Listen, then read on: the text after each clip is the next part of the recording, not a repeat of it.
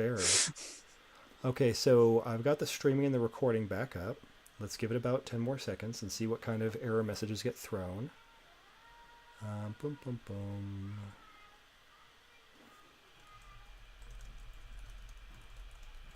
I gotta see the OBS because that's where it throws the error messages at me. Okay. So I've got some football, and in a second, hopefully, I'll have some other stuff.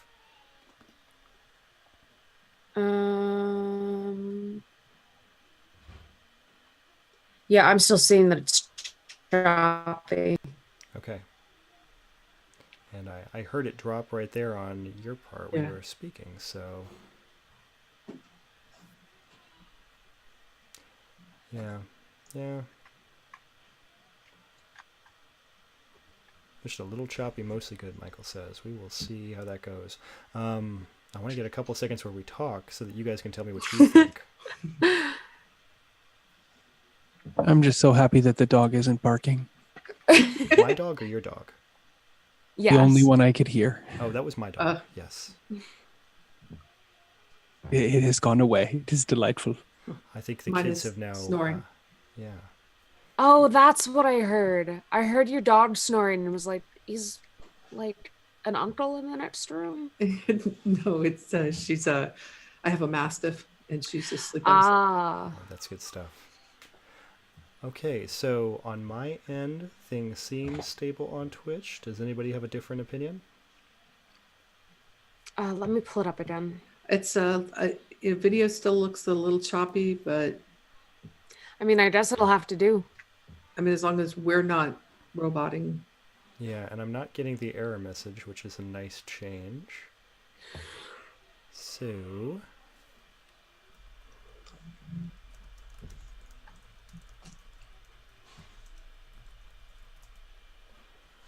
okay. We are all getting ready to fight pirates. That's essentially what's happening here. Mm-hmm. So we've talked about the Phoenix, we've talked about the vantage point. You have heard that the pirates appear mysteriously using mystic powers, and you know that what they're really trying to do is keep this Phoenix egg safe so the cycle of regeneration will continue as expected. So, with all that in mind, what all would you like to do? We can investigate the Marrow Reach, we can stand our ground and prepare to battle. It is up to you all. I'll go investigate the reach. Okay, and the Reach is the name for this general island chain that we're dealing with. So with that, we are right now, if you look on the handout map, we're at the very bottom where Cracked Skull Keep is. There is one ferry boat. It is the only ferry boat that can pass through these magically enchanted waters without causing great disturbances. So right now, out on the shore, standing in the boat, is a turtle. His name is Chult. He is mostly brown with some green. He looks like he would blend in really well with marsh grasses. He's kind of slow, and he's very relaxed, and he's standing in the boat holding the pole to take you back to shore. What kind of distances are we talking about between the islands? So if we're looking at the map, this stretch of water that you have to cover to go back to the pier is about 200 feet. If I recall what I told people, maybe it's more, let's say it's 200 feet because I said that earlier. And then in between the islands, there are all of these little walkways, and each of those is maybe about a 15, 20-foot walkway, depending on the individual. So there's not a ton of room in between the islands. All the other ones are connected pretty well. Okay. Is anyone else coming with me? Yes, absolutely. Cool. I'll come with you. Let's go. I think Leo's going to stay put and get all of his stuff set out. Mm-hmm. You do not wish to get the lay of the land, Leo? Not by boat. Oh, we are taking a boat? Oh, we can do. I mean, I could throw you across, but I don't think you'd like that. But there are all these walkways and pathways. Can we not just take them? No? We're on the island, the separate thing. Oh. We have to take a boat over to those walkways. I'm good, thank you. Yeah, Leo says a word in Sylvan that Acorn would understand, and it's fly, and he does. He's got winged boots, There you go. That is the other way so across. that's the other way across. So he's actually going to scout it out like that. It's got 4 hours of use that I can break into discrete chunks. Okay. Oh, well, if you're going to do that, then Acorn is going to pull out her instrument of the bards, and she's going to play a song, and she's going to say, "I'm free, free falling," or not, as it were. And then she just takes off into the air and flies along with Leo. You couldn't have Excellent. gone with learning to fly. That's very worth it. Very worth it. Okay, so give me just a second here. I've got to do a little overlay switcheroo. And the two of you will be able to fly easily over the island. Is anybody taking the ferry boat then? I am. Okay. I am. Can I want to see. I think Oz would want to see how long it would take for her to swim over. Okay, well, there is a problem. When you try putting your toe in the water to begin swimming, it does become violently turbulent. Oh. I better not risk it. I'll take the boat. I won't risk it yet. Yeah. But I will take the boat over for now. Okay, so we're going to have Leo and Acorn across this water in about 3 rounds, more or less. You guys can always land somewhere other than the pier if you want, which would be closer. But Briar, Tenio Briar, and Oz, it's going to take you guys about 10 minutes. Because the turtle is very slowly pulling along. I think Leah's going to take Acorn by the hand and probably end up going over to on the map, almost directly Turtle, to maybe- the north and to the east of Crack Skull Keep. Okay, so north and east. You're going towards where there's this standing circle and this other house over there, the Witch's Toe. I don't think quite that far over. Okay. The building between where the little dock is and the Witch's Toe. Okay, and it has 2 little rooms, it looks like. Yes. Excellent. Okay, so I have a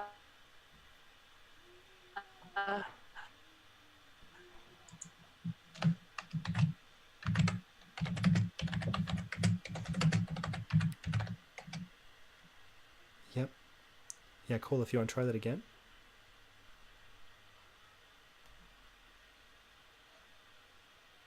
Okay, so without being rude, I'm just going to continue with Leo and with Acorn. We'll come back to you when you're ready.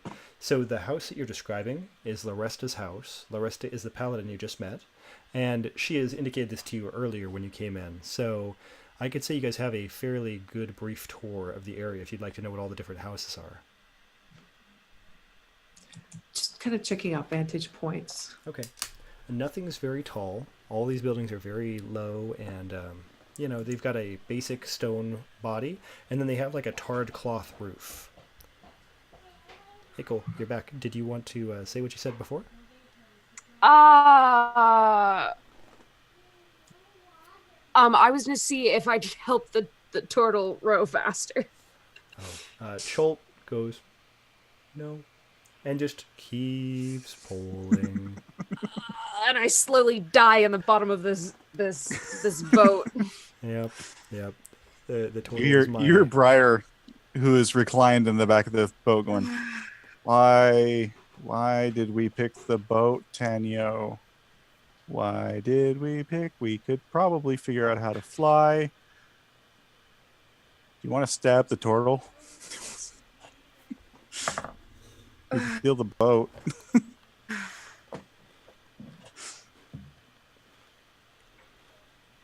I kind of want to stab the turtle. Let the turtle live. Poor turtle. Okay. So For us. yeah.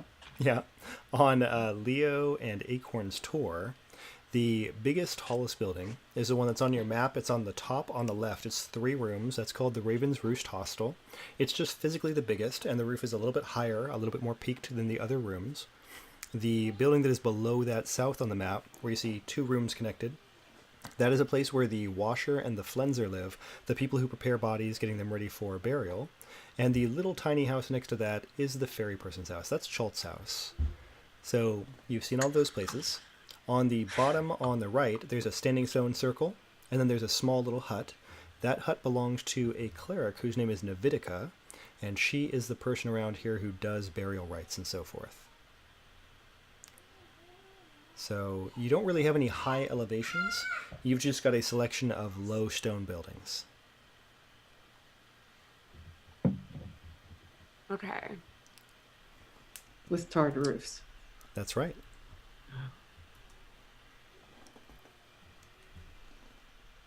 Doesn't tar burn really easily? Yes. Yes, it does. Well, So much for the flaming arrow idea. I mean, There's a I'm lot of forethought put sure into this construction. people would. I think there are people who are devoted enough to this phoenix to let their house be on fire. And whereabouts is the egg, actually? Is it in the Cracked Skull Keep itself, or is it Yes. in the Circle of Stones? It's in the Circle of Stones, the little pumice nest that's built inside of Crackstone Keep. Oh, okay, good. Can we just evacuate the village and focus on the island? Yeah, are people even in this village? So you've just seen 2 people. There are 7 other people in this village. Turtles are people too. That's right. He is polling, and he is definitely one of the 7 people. Excellent. Is there a reason why they haven't evacuated? Well, it's a small community, and they all feel like their jobs are essential to their different rights they offer when people have passed on. So this is just kind of their calling. Are they willing to fight? You've met Loresta. She says she's going to fight. And you've met Valence, who is another... I don't believe she's a paladin. I think she's a fighter. But those 2 are both fighters. They live in that little 2-room house that's kind of at the angle. And that's about it. What if the cleric is not willing to lend their skills? She will definitely help you with healing and things like that. She's not necessarily the best fighter. But, yeah, I'm sure Navidica And the will. druid? The druid is not leaving that room, no matter what. Okay. Fair. All right. So, Leo, do you think you can ride a phoenix? Is that possible? Or are they just too hot?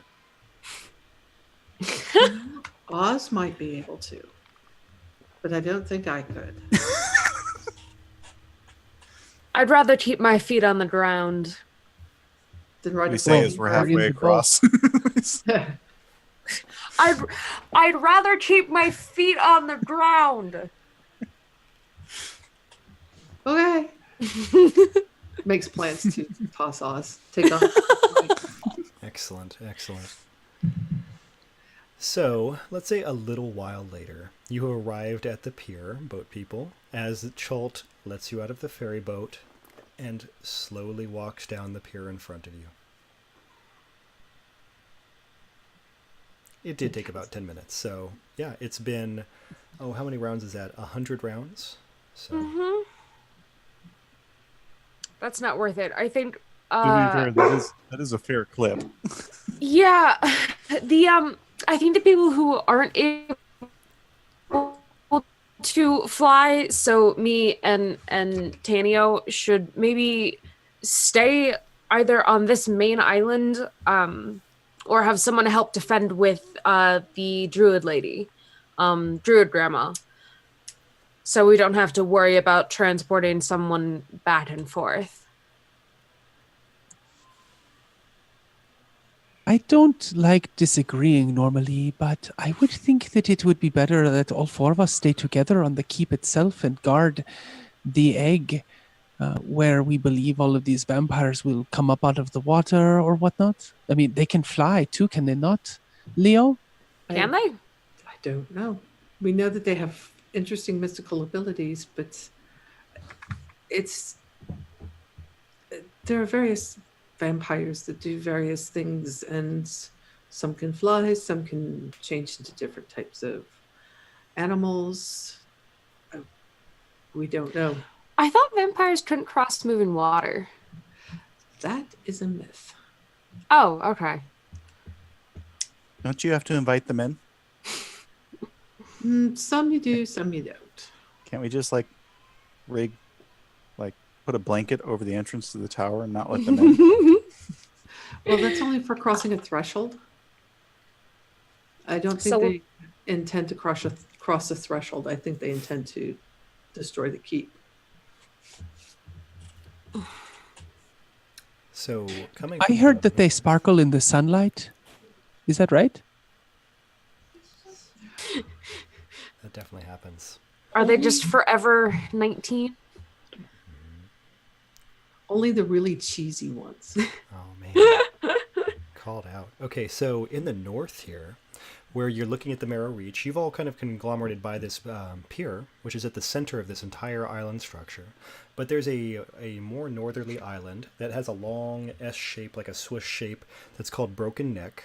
And above that is Knucklebone Scary. These were all lovingly named by people on Twitter. And over there, crossing the Knucklebone Scary, is a bugbear. They are wearing a leather vest, and they are wearing short black pants that are tucked into boots. But the pants are short, so it's not really tucked in. There's kind of like some hair showing. Meta question. Yes. This isn't the same one, right? I did remember that we had the other stream, but there will be a payoff. Okay. Okay, I'm gonna be like, what's that? So this bugbear, this tall furred goblin creature with very long and broad arms, is walking down the Knucklebone Scary and down to the Broken Neck. They That- look put out. Like a bugbear.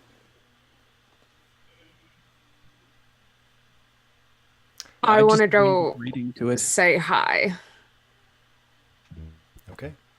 I'm gonna follow along because I'm really curious. But I'm gonna be just Helen, like, well met, friend.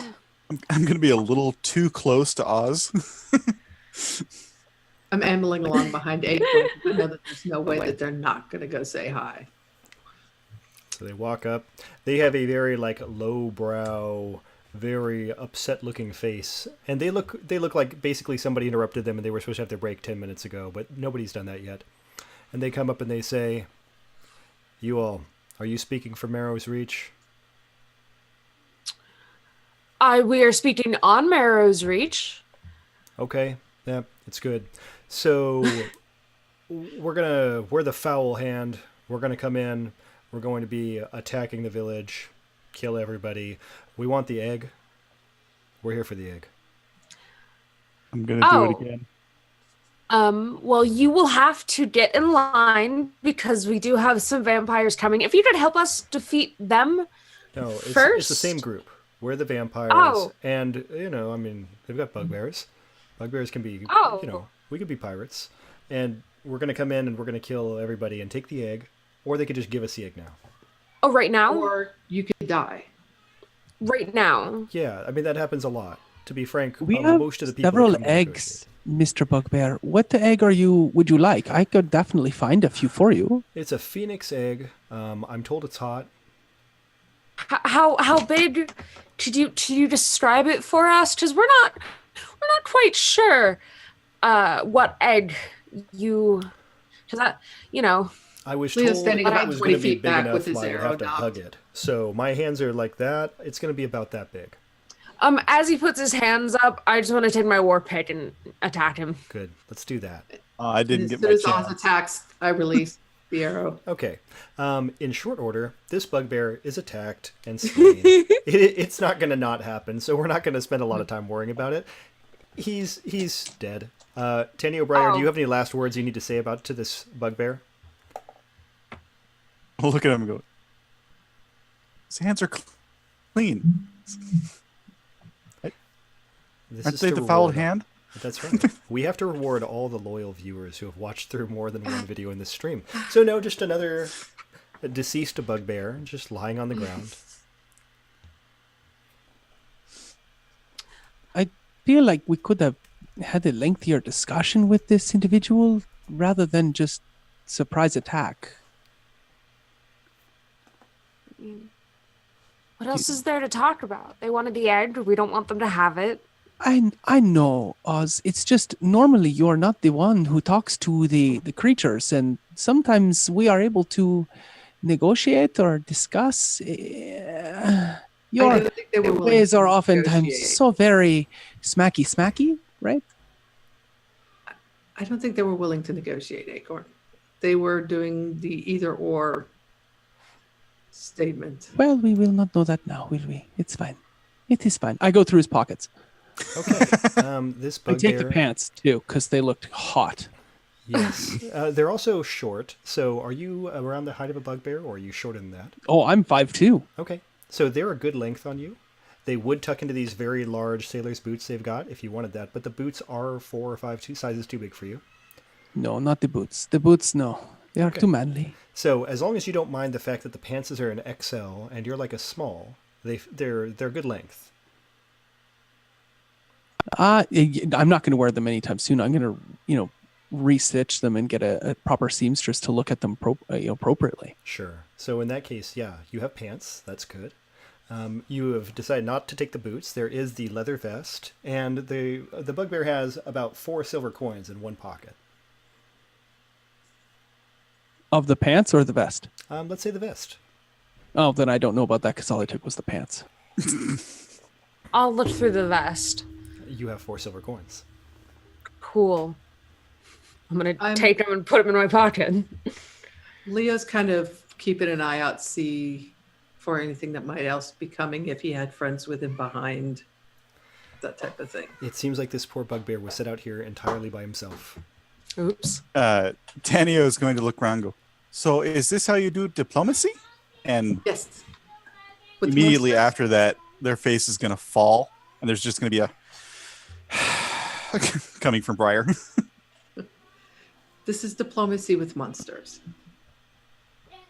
But the word monster, when it comes to bugbears who have a society and a culture and all of the other things that come with it, And our pirates and dealing with vampires. Yes, but- That's a monster. Oz is just gonna go blank faced, as in like this conversation isn't interesting to her anymore, and she's gonna turn and just like start dragging the body somewhere. and These these conversations dump happen it in the all ocean. time. Yeah. Yeah. Do you have a preferred place you'd like to drag this body? I'm gonna go. Let's see. I'm gonna go throw it off. Probably just the closest like walkway. Okay. Yeah, I don't have a preferred place. Just somewhere into the water that isn't like just in the way somewhere. Okay. So the bridge that connects Broken Neck to the Shattered Hand in terms of the islands, that's probably the best place to go Yeah. toss a body. How hard are you throwing this body? As hard as I can, I guess. I can do a strength check. No, it's okay. I mean, if you want to, sure. Is it like a distance throw, or is it just into the water? No, it's just a heft. Okay. Splash. There is a bugbear in the water. Now, at this time, the other interesting thing that happens is over by the Raven's Roost, which is a little hostel. That's the 3-room building up on the top left of the map. There's a half-orc. He's tall, gangly, wearing like a long-sleeved tunic and very long pants. And he sees this body in the water, walks out to the shore, gets into the water, and starts dog paddling towards the body. Hey, you ain't with the vampires too, are you? He is now holding the bugbear and goes, and starts back floating back towards the shore. I think that these islands deal with the dead, as in prep them for burial and Oh, that's right. interment. And I think he's part lifeguard. No, at this point, he just takes the body. He is very awkwardly carrying it under its arms from the front like this, and he drags it back past the hostel and to the little 2-room house that's behind that. Cool. Where the I'm body Is is. gonna he let like him. insanely ripped Yeah. and wearing red shorts? Nope. No. Did he do a slow, sensual run into the water? Yeah, it's like he really No. had no. He wasn't trying to save any lives whatsoever. He was just taking another dead body for disposal. Oh, so he's Zac Efron, not The Rock. Okay. Yeah, Oh, He's the okay. Death Guard. Yes. right. They're gonna have their own show. It's gonna be on FX. It's gonna be very edgy. So yeah. There'll be spray on his chest for absolutely no reason. Hasn't been in the water yet. And I mean, this guy weighs maybe 90 pounds soaking wet, so he is not going to make like an attractive cast member, and he's going to look very emaciated. Great. Yeah. Fair. No judgments on anybody on that. Just Well, now that we've pitched that show, Netflix, hit us up. that's right. And so now, So- No, go ahead. oh no, after you, Kat. I was just gonna say once that's done and Leo's kind of scouted out. He would have walked towards the Knucklebone Scary Mhm. and kind of scouted out that direction, just because that's where they came from. Sure. And so you see very obvious bugbear tracks that go all the way back up onto shore and a little ways down the shore and so forth. It's just how far you want to take this. But they've clearly been walking all the way down the shore. How long do I have till about sunset? You've got a couple hours. All right. Before he gets too far, he's like, I'm gonna go do some scouting. I'll be back. Would you like a hand?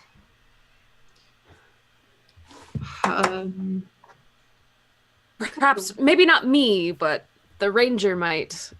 I am the ranger, Help. darling. Fuck, you're right.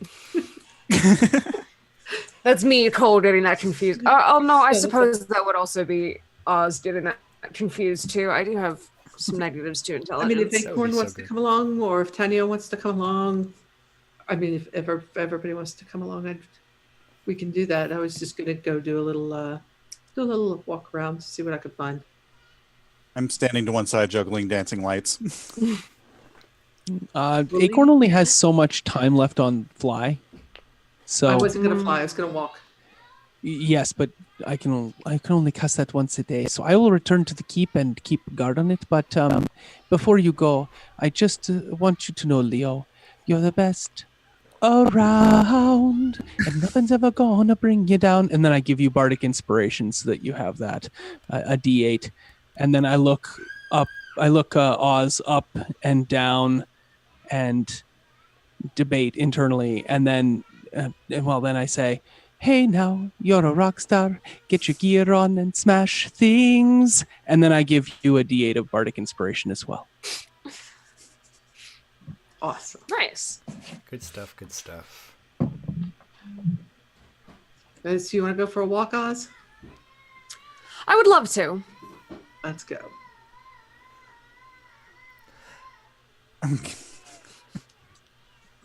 Go back to this, like near the center of the village, and just kind of wander around, look around, see basically what I can see.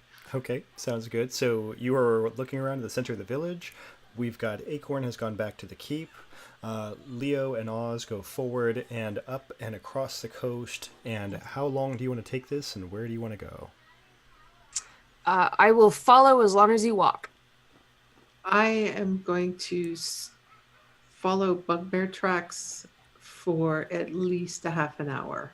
And at about that mark, just a little bit shy of that, what you do is you find yourself along the shore where there's a place where there is a piece of wood sticking up like this out of the water. It's roughly the shape of a ship's prow. This is a terrible way to do a diagram. So it's got this kind of like V shape like this, but it's just rotten wood. And the rotten wood is falling into the water. And as you look down, you can see the gentle waves have kind of washed away more pieces of driftwood that were probably once a dilapidated ruined ship. I stealth and cast Pass Without a Trace on myself and Oz. Okay. So you just have pieces of drifting dead wood moving in the water down the coast. Yep. It's a good thing I cast Pass Without a Trace.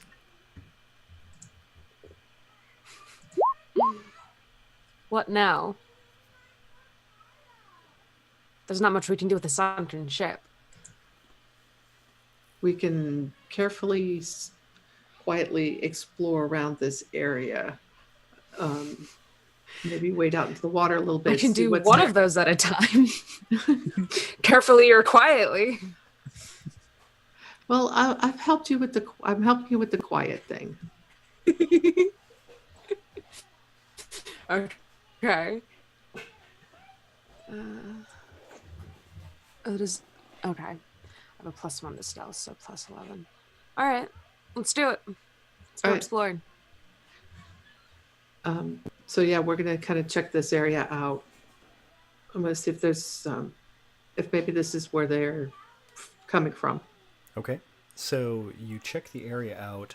There is basically nothing. The only evidence you find is in the water, where there's this, again, like a driftwood piece of a ship, an old dilapidated ruin that's just kind of rolled up onto the shore. But you can see that these pieces of wood all line up to the point where this was probably at one point a fairly large ship that looks like it just came up on shore and dematerialized. Interesting.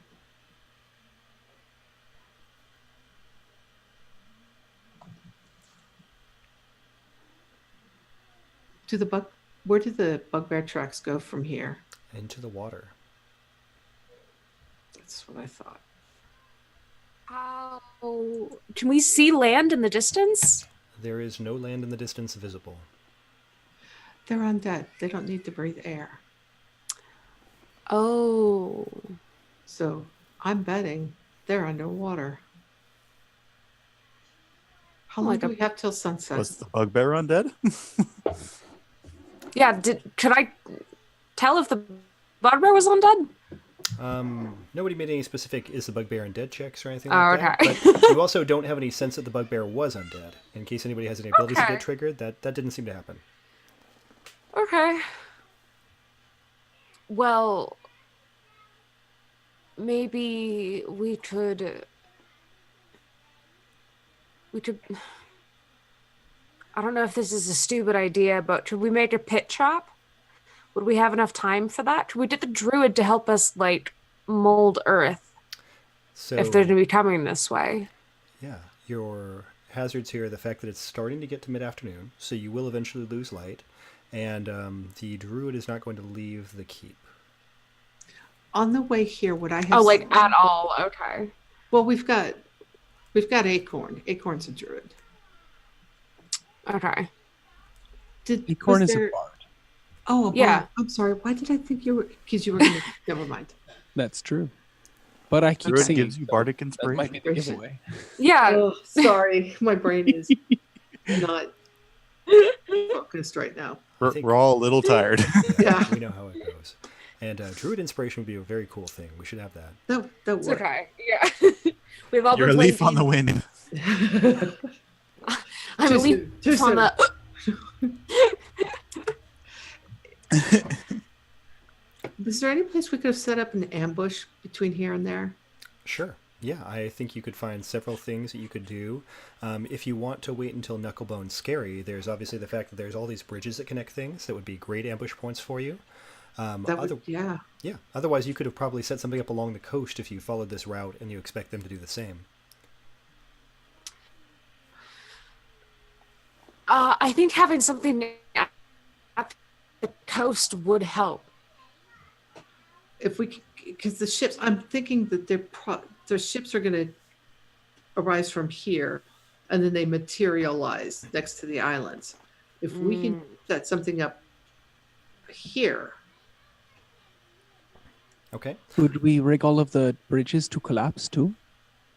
I don't think they're going to use the bridges. I think they're just going to be doing the boats. Isn't that what they said that they usually attack with? Is the pirate boats? Mhm. So what we want to do is set something up so that we can take some out here before they even get to. So you guys can definitely set Yeah. a trap. The hazard in this case is going to be time rather than whether or not it'll work. It'll just be how long it takes you. Okay. And it would be a survival check. If you're both trained, you can make a roll with advantage. Okay, I'm trained. Are you? I'm not. All right. Okay, I'll go ahead and make that. And I'd like to use my bardic inspiration as well, just to. Sure. I want this trap to work. To 17. It's good. So it seems like to you it would be a very effective trap. What manner of trap do you think this would be?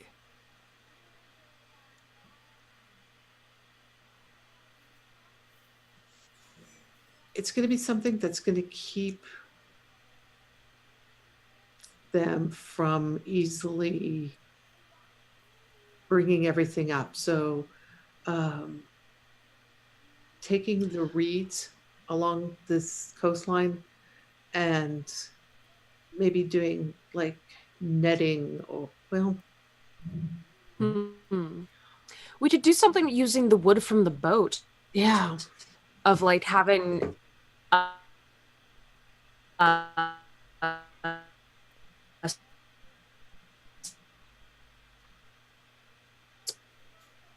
spike traps I lost like your odds. shoot out from sand. Say that again. I didn't hear anything of that. You roboted. We could do like spike traps, using the wood from the boat to like project out of the sand. I like that. Mm-hmm. I like that. Yeah, let's do that. Sure. Cool. So I'll spend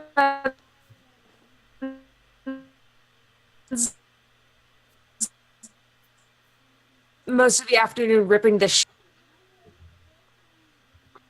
I got that part. I'm gonna disconnect again. Cool. Okay, Cole, do you want to go one more time?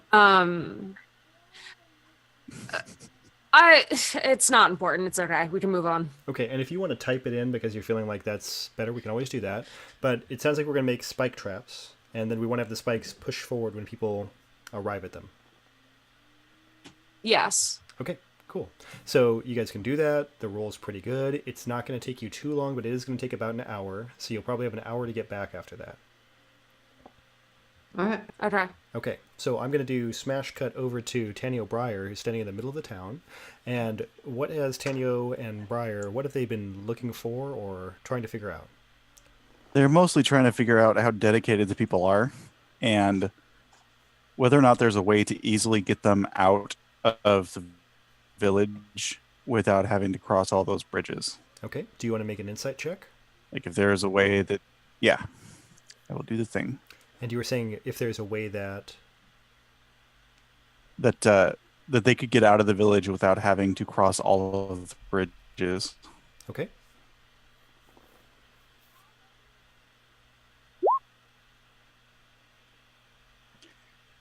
Looks pretty good, right? So it seems like to you, people are very dedicated.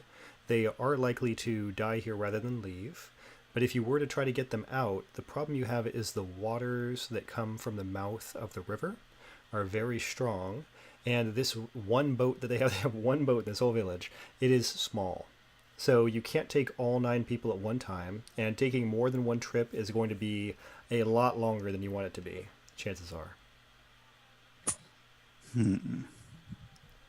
But if we want to take a moment and ruminate on that, we're already at where we would take our break for halfway through. So we could take this break now, and then we'll just come right back into it in about 5 minutes. Sure. Cool. Okay, let's have a 5-minute break. Thank you, everybody who's watching. Thanks for being patient with this. And we will be back on very shortly for more charity streaming. Let me do my transition screen. Let me mute the mics.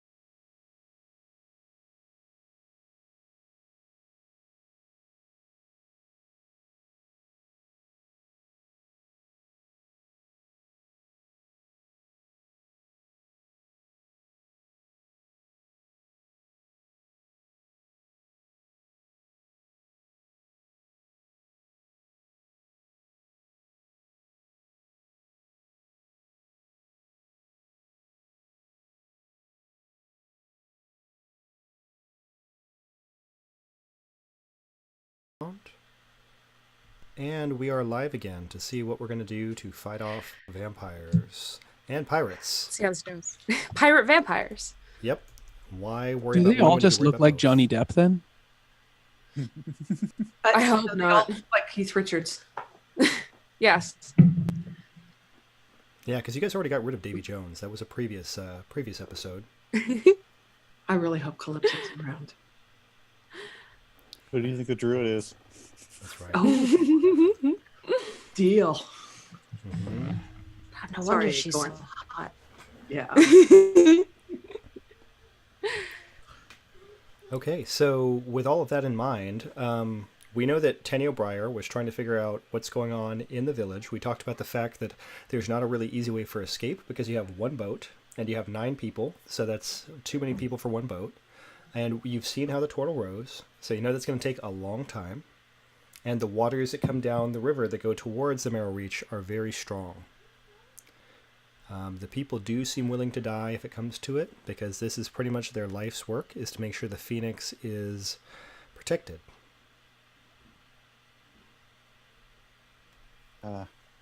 Okay. And we've got the spike trap set up. Yes. We've come back. Yeah.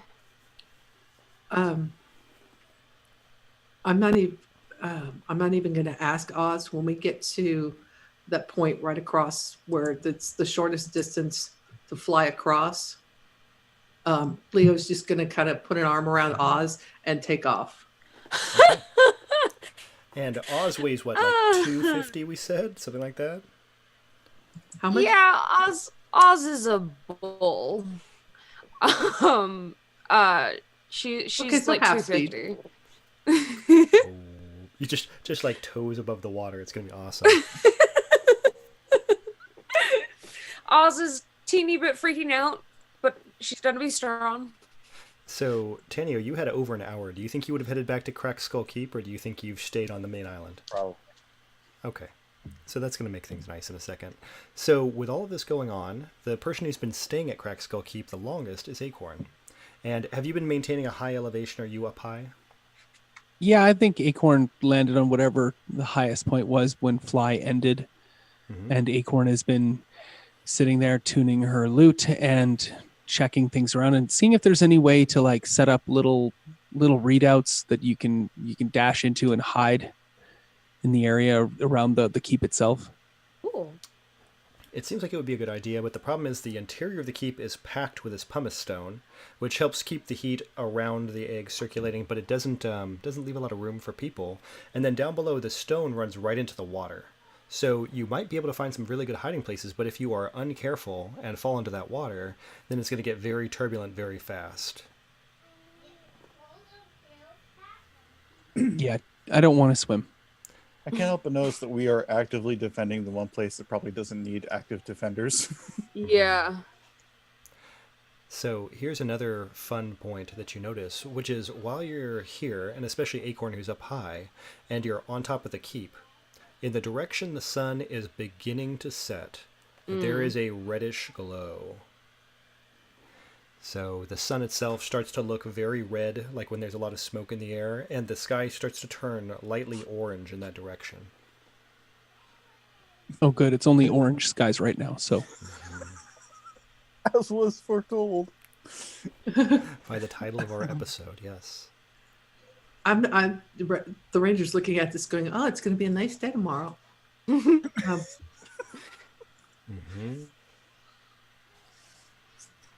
No. Tanio's once again going to bring up, so why are we defending the island that defends itself? Because they need more than what they've got. They need more defense than what they have. Yeah, but I'm wondering if maybe they were a little more concerned about the people, island defending itself, possibly people coming to but kill we are people here to in the defend the egg, not to Yeah. defend these people. Right. That's it. We're here to defend the egg. I don't know. I figured this was a precaution to help defend the egg anyways. I mean, it's still like one of the main things they may have to get through in order to, reach us. We might as well make it a little bit harder. Well, the people who live here have chosen this, and Yeah. they're going to fight and defend their homes. We're here to fight and defend this egg. Speaking Yeah. of which, the paladin who has been here in the tower this entire time, the keep, her name is Laresta. She comes up towards you and says, "Real quick, can I talk to the four of you?" Yeah. She Of leads course. you around to the back of the keep, where it's like there's like a little alcove. It looks like something's been kind of shoved into a corner. She says, "Look, Cressa wouldn't approve of me using this, but if they get this close, I have one more thing we can do." She points to you a large stone urn. God. It has a wax seal on its top, and she says, if they get too close, we can break this, and I think it will help us defend the keep. I Okay. want to Yes. make an Arcana check. You can, of course, make an Arcana check, No, but she tells you but he doesn't, so. there's a fire elemental in there. It's supposed to be particularly destructive, so if we need to defend the keep, we may need to use this. I really wish I spoke primordial. I'm gonna have to learn that language. Damn it, Azark.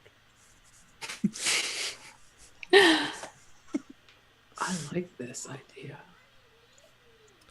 I don't know how we would try to control it or tell it to do anything. I think it's really just going to run loose and destroy everything. But if that's what it takes to keep this phoenix safe, that's what we're going to have to do. Once it's loose, it will attack anything that is in its path. That's my understanding. Yes. So only in case of emergency. I was actually thinking, Break since you only? fly, you might even want to take it and drop it on something. I might What drop. constitutes an emergency? Oh God, we're all gonna die. All the Firefly references today. Okay, I can deal with that. Curse you and your.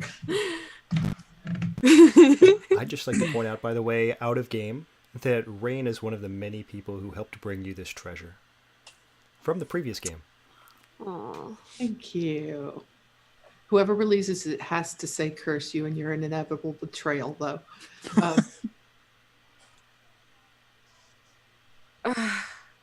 So Acorn conjectures that maybe like this is out of the way, and she says, "Could we not rig up some sort of So pirates. amicus and have a thing that is a bit closer to where we are all going to be waiting, and potentially doing all of the fighting, so that we can trigger it from afar?"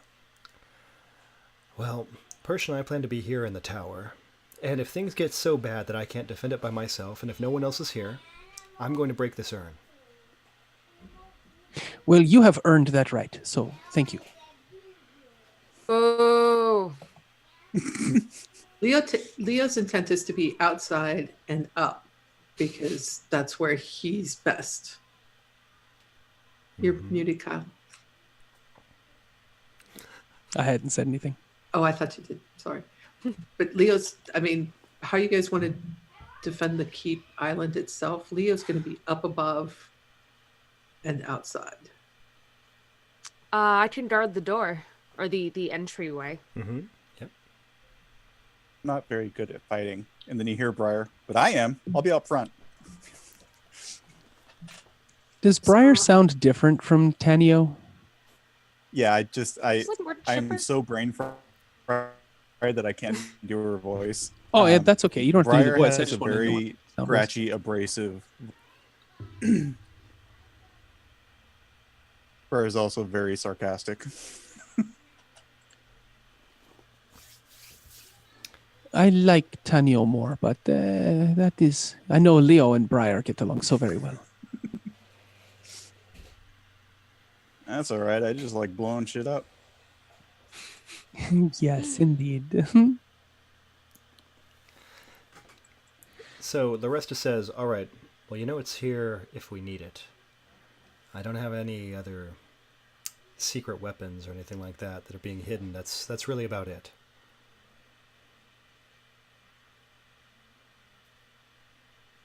Well, thank you very much for this showing so far. And I look at Briar, and I say, now that you are with us, I would like you to remember that you have the eye of the tiger and the thrill of the fight. And then I give you bardic inspiration as well. Okay. Briar is very confused, but Tanio's driving right now, so Tanio's just kind of. I'm certain these are things that Acorn has given before. Yeah. Briar's just confused because Briar doesn't understand music. Good stuff. Good stuff. Okay. Do we want to have any further preparation? Do you Also plan probably to doesn't stay know what a here on tiger this? I just need to know how many uses of the holy oil I have for weapon. So you said a vial is usually 6? 3. 3. Okay. Does 6 sound good? Does that sound excessive? Does it sound not enough? Can we make Not it enough. 9? Yeah. Say let's do that. a flask holds 3 vials. Sure. Let's do that. It's a 9 arrows. Tanya's going to go outside and kind of look out onto the expanse of the water. They go, okay, it's your turn.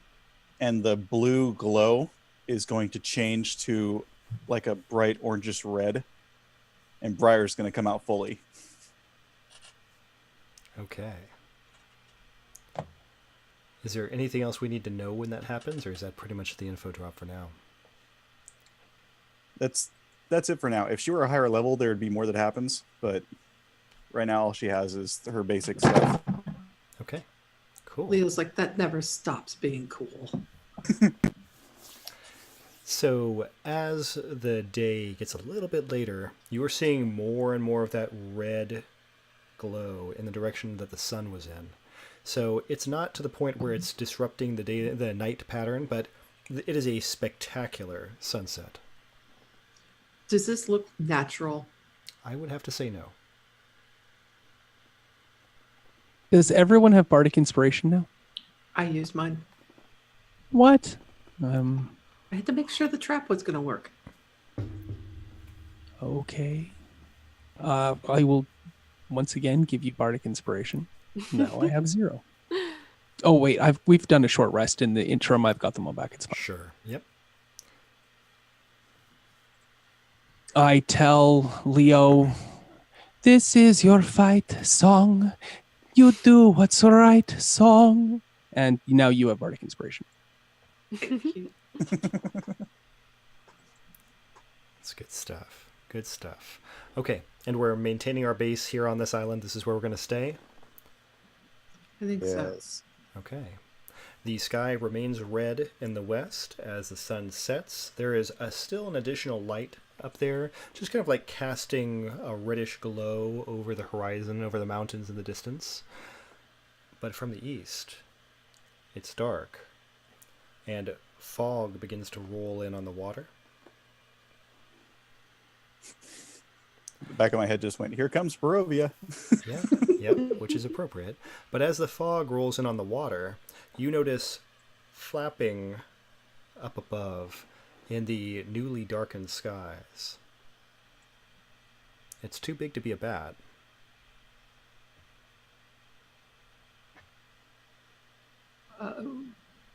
What is this thing? You see 4 things. So whatever one thing it is, there are 4 of them. Huh. I'm going I to cast dancing lights and send them up. That sounds good. I have an arrow prepped. Okay. These are fairly horrific looking creatures. They have wide, almost bat-like wings, but multiple limbs, like an insect. And you see a wide triangle-shaped head as well. But this is about all you can see from this distance. They are coming in your direction. We're getting pretty close to when we're going to need to roll initiative because we have people with bows. I take a little bit of powdered silver and kind of rub it onto Acorn's cheeks And you be careful. Acorn dips a hand into an acorn flower pod and then rubs that on Leo's cheeks as a testament and says, "You as well." uh, Oz is gonna crash her gauntlets together, and they begin to glow a gentle light golden. As I activate the gauntlets of order power, and goes, "Let's do this." And as soon as Leo's going to kiss Acorn on the forehead and head up. Okay. Let's start with the initiative roll. Pardon me. My preference with a group of enemies is to make one roll for all the enemies. If you guys don't mind that, I will do that. So they are all the same level of nameless person.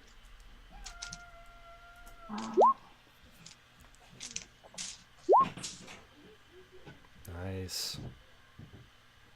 Quick look at what my. You guys are the fastest party And on I get Earth. advantage on initiative. Excellent. So 16. Nice. That is a good group. Okay, so these beasts are flying through the air towards you. They do fly quite fast. They are not dropping down to the level of the tower yet, so they are far and above. I'm going to say that we're now at about the 120-foot mark, which I know is well within bow shot range. If you feel like that's not reasonable, we could try to go farther out and start there, but okay. So as long as everybody's okay at 120 feet, we'll start there, and you all have the initiative. Acorn, I believe, has the lead.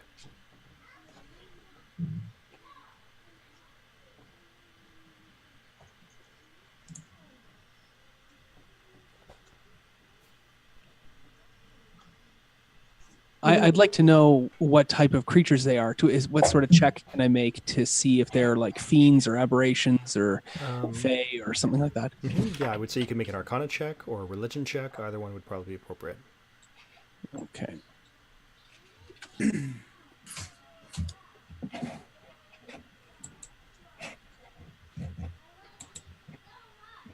It'll just be an Arcana check.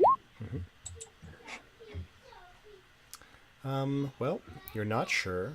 They may be vampires, but they're at least vampire adjacent. Okay, so I will cast the spell Protection from Evil and Good with the type of undead upon Leo. And that will last up to 10 minutes as long as I maintain concentration. I will trigger that so that everybody knows what that does. And she says, I had a song at some point here. Well, she sings a song.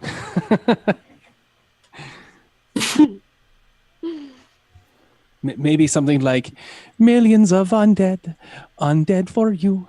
Millions of undead, you can shoot. Something like that. That's good. That's very good.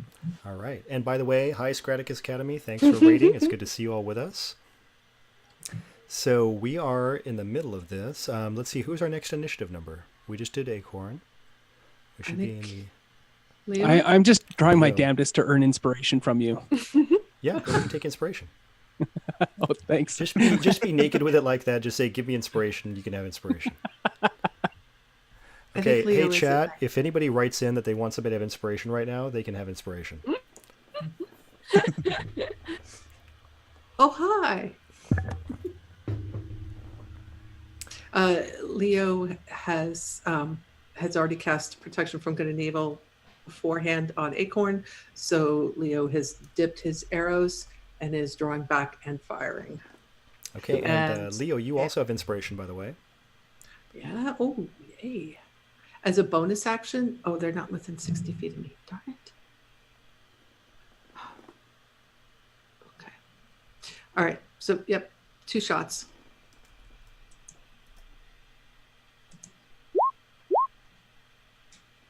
The 15 hit. Okay, good stuff. Does that hit? 15, let me check. I should have actually said something other than good stuff. It is actually just shy. All right. Second shot. 19. Yes, that is a hit. So that is 9 piercing, and then whatever any extra damage, if any, that the holy oil would do. Does a holy oil grant a radiant damage type or anything like that? I, I have played. It's my understanding that it does. I've played with that before, where it can either do. It's kind of like considered poison, Let's go so with it your would do the version. same So type of yes. damage that a basic poison would do. Okay. Yeah, we'll say let's just give it a radiant damage type for right now, if that works for you. That's going to be pretty effective Sure. right now. So the creature gets hit with the arrow. It goes in like the area between its neck and its wing, and it sticks in and it screeches in a large amount of pain for such a small arrow, and continues flapping forward, but now is like kind of limp flapping. And that's what I do. Okay. I'm gonna, for my movement, I'm gonna lower down 30 feet. Okay. So you're going lower in the tower, or no? I'm sorry, you're flying. I'm up in the air. Yeah. He was 60 feet up. He's now dropped 30 feet down, so he's 30 feet above the top of the tower. Got it. Thank you. Okay, and we are on. Let's see. Rain and Oz have the same initiative. Do you guys have a preference? You can go first. Okay, so Briar. I am going to so Briar's going to look up and go nice shot, and then kind of shrug back, bring their hand back. It's gonna burst into flame. They're gonna bring their hand forward and hurl a firebolt at the one that's injured. Okay, and we said firebolt, correct? Yes. Excellent. Firebolt, not fireball. That's right. Everybody just wants people to say fireball, let's face it. Okay, so that's a success. Okay. And Okay, and let's see. my mouse clicks twice randomly, so Yeah, I was going to say what's going on with that, but it seems fine. So the creature is hit. It's not done. It's still moving just fine. It is now lightly scorched, and it does seem like it took a regular amount of damage from the fire, so nothing too crazy there.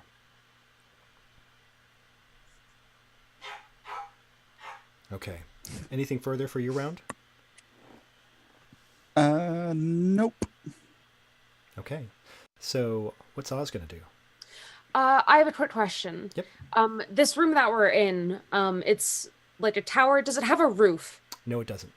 Cool. I'm going to Oz like breathes in and you can kind of see her chest like super expand, and then she kind of like she lets out this thick black vape fog and like casts darkness, which is a 15-foot radius sphere that lasts for 10 minutes. I'm gonna do it over the opening to this room. Okay, so you're basically So they can't topping see the tower with a big ball. Yes. Darkness spreads around corners. A creature with dark vision can't see through it, and non-magical light can't illuminate it. Yes. It's good stuff. Okay, so the top of the tower now has a big ball of dark on it. And how far away is this bird? This flying creature? Yeah, so at the end of this round, they're going to be at about 60 feet. So right now they were at 120. Okay. Oh, okay. I am gonna... No, I'll wait to rage. I'm good. I'm done. Cool. Okay, and let's see. Do we have one more? Everybody's gone now, correct? So it's time for these guys. So they all fly forward. They're going to fly forward 60 feet as their normal movement. And you know what? They're going to fly forward the other 60 feet as their double movement. They have now closed around the sphere and are basically, they're going to be swarming and circling around the sphere of darkness. And that's where we'll start the next round with Acorn.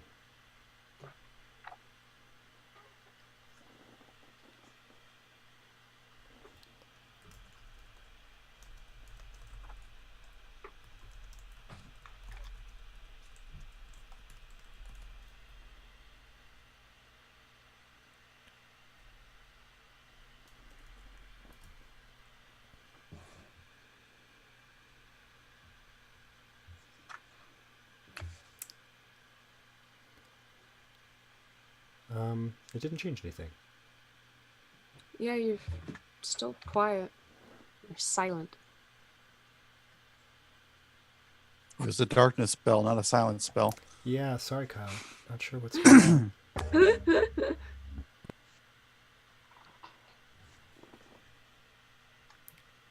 Is it because he used all his bardic inspiration? He lost his voice. Oh no. Is that better? Did that come Yes. through now? You're There set. we are. Yes. I was just saying Acorn has no real long-ranged attacks. So Acorn is, and since she's maintaining concentration for the protection on Leo, she is going to just wait. And if anything gets close enough that she can move and attack, she will use her reaction to do so. Okay. Are you at the top of the keep?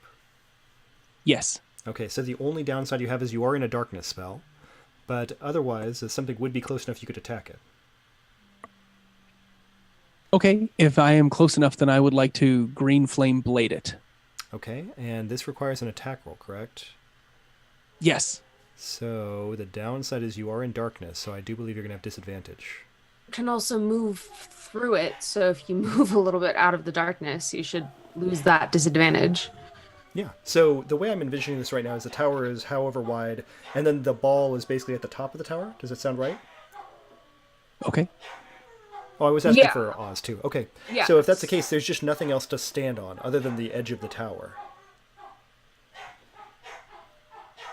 I will dash over and leap onto the back of one of these creatures and green flame blade it. Heck yes, let's do that. Okay, so then I'll just make a regular attack. I believe that's how you start a green flame blade. You bet. Oh, and that's good.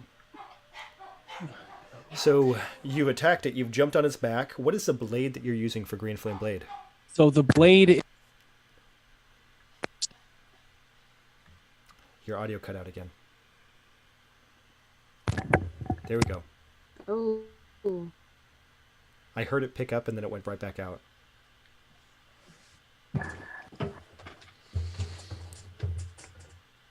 Pick it up and slam it on the desk a few times. Yeah, man, I know. I love that thing. Fun. how about now? Yep. Yep. Oh, and as soon as I said yep. Yeah, it goes in and out. It's Guys, this is that last stream of the day curse. I am sorry. I'm really sorry. How It's all right, about it's no? just- There we go. Okay. There we go. So Acorn cries out triumphantly and says, I'll bring the fight to you. And she has a quarterstaff that is actually a shortened, immovable rod from the oak tree itself. And she wields this in a rapier type fashion, twisting and turning and thwacking it brutally between the shoulder blades as she lands, and fire bursts from it. And if there was anything within 5 feet, it would take 8 fire damage. Instead, just the creature itself takes 16 damage. I think it's broken out into fire as well as normal. Okay. It did not like that. This creature is upset, and you are on its back, so it will eventually have a round and do something about that. But for right now, yeah, it's just really on fire and hurt. Yep. So that is awesome. So yeah, 17 damage there. Yeah, that's not insignificant. This creature knows you are on its back. So we've got 2 of these creatures have been wounded now, and there's 2 that are not.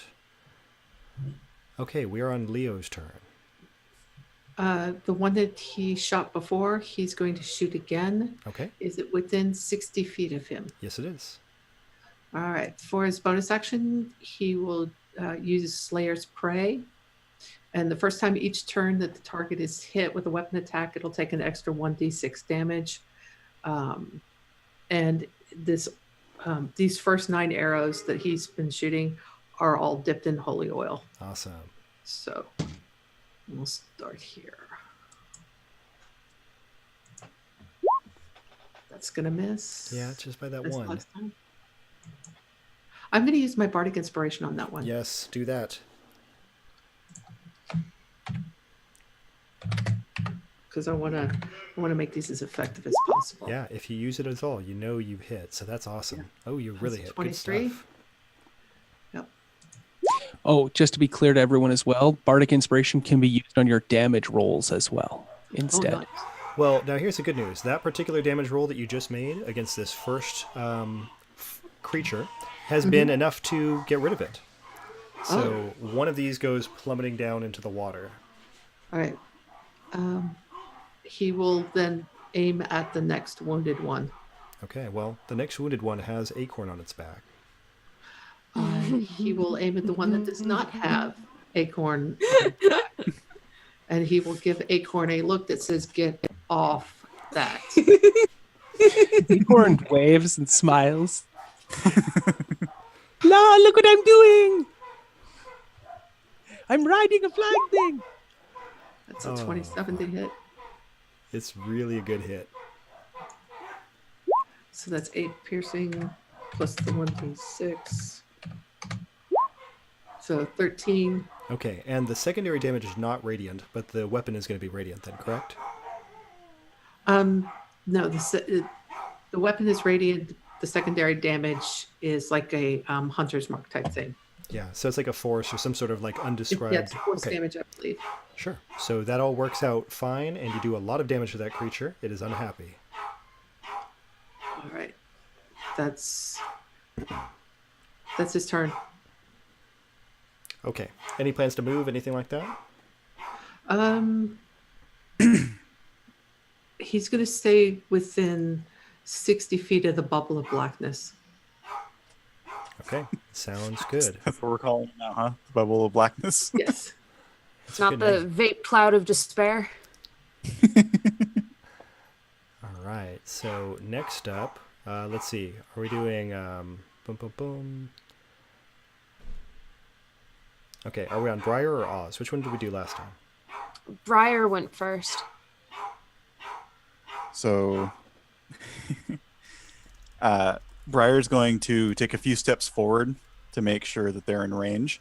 And I'm going to assume for a moment that in this world, because Matthew Mercer exists somewhere, that there are guns in this world, as rare as they may be. Sure. And I'm going to reach into my component pouch and take out a small bit of mica and flick it up and then make a finger gun and have the mica float right in front of my finger. And I'll just kind of close one eye and fire the mica up Oh my to God. where they are. I'm going to spend a sorcery point while I do that to make this a careful spell. And I'm going to cast Shatter centered on all 4 of them. Okay. This is excellent. Do you we're good. I need to look up Shatter real quick, I think. Shatter, and I'm going to, just to be fancy, cast it at level 3. All right. That. And I just put it into the chat. Thank you. Are we going for like a high noon situation? Is that what we're shooting for here? No, she just wants to impress people. Okay. So con save. Here we go. What could possibly go wrong? Oh no. Never say that. Well, I'm on the bad guy side, so it's okay if I do. Oh, no, it's not. Nope. I shouldn't have said that. Shit. So I saved. Sorry. So about what that. happens? Let me check real quick. It's on half as much. Okay, Constitution save though. Half as much. Okay, so if they succeed, they take half damage. Okay. And what's the half damage here? It's And- 15, so we're going 7. Sure. So what the half damage is? Really, you got 15 out of 48.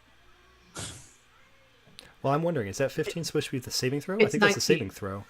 The 4 and the 15, you add them together. It casts it at first level, and then it casts it at the higher level. So you add those 2 together. Okay. That's the way it rolls So the those. 3d8 resulted as 15, and then the extra d8 resulted as 4. Got it. Okay. Thanks, Kat. Oh yeah, because if I hover over it, it'll actually show me the numbers it rolled. So instead of 19 points, it's going to take 9 points. So, okay. And that was on, you were trying to get the group? Yeah, everybody except Acorn, because I used a protective spell or a careful spell. Okay, so Acorn, you thank hear the loud pop, but you're fine. And the creature that you're on is bucking wildly like this, and the other 2 are somewhat okay. And now it's Oz's turn, correct? Yes. Are there any of them within 30 feet of me? Sure, yeah. Cool. I would like to rage. And then I'm going to throw my I'm not going to pronounce this right, but it's a Yitrolwa. Yitrolwa. It's like a throwing weapon that's also melee. But I have to do it at disadvantage because it's 30 feet. So when I rage, it's advantage, so it cancels each other out. So I'm just in a straight roll. Sounds great. Cool. That is an 18. That is an excellent roll. It is going to be a hit. Cool. So that's 8 points of damage plus 4. That is 10 total. Nice. Okay.